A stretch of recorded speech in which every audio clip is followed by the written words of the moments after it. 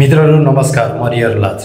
अहिले सामाजिक सञ्जालभरि एउटा फोटो र भिडियोले जबरजस्त हल्ला मचाइरहेको छ। टिओबी टी सर्ट लगाएका युवकहरूको हातमा पिस्तोल भएको तस्बिर र यसको साथमा फैलिएको ठुलो भ्रम। तर प्रश्न उठ्छ, के यो भिडियो साँच्चै जेनजी आन्दोलनकै हो? के यो युवक साँच्चै हतियारधारी हो?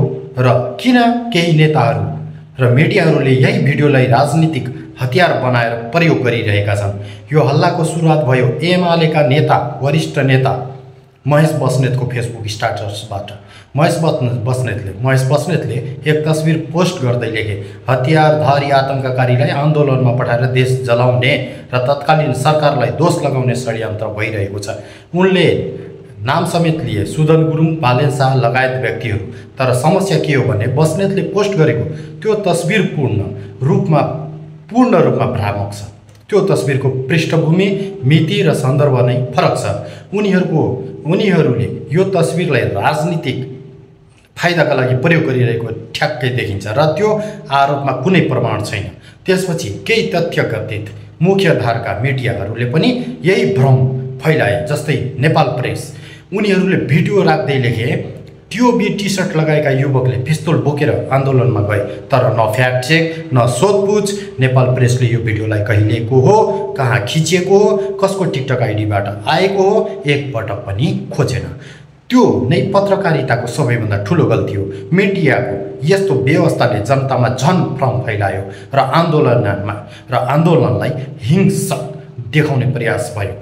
अब मुख्य कुरा, यो भिडियोमा जेनजी आन्दोलन भदौ 23/2081 को होइन। यो भिडियो 6 महिना अगाडि नै 2081 साल चैत्र 23 गते बनेको र 2025 अप्रिलमा एडिट भएको प्रमाण फेला भएको छ। यहाँ कपी भिडियो हेर्न सक्नुहुन्छ। त्यो फाइल अहिले भिडियोबाट डिलिट गरिएको छ, तर मेटाडाटा अनुसार भिडियो पुरानै हो। त्यसैले यो फुटेज अहिले प्रयोग गरेर आन्दोलनमा हिंसा देखाउने प्रयास एकदमै नियोजित दुष्टाचार देखिन्छ।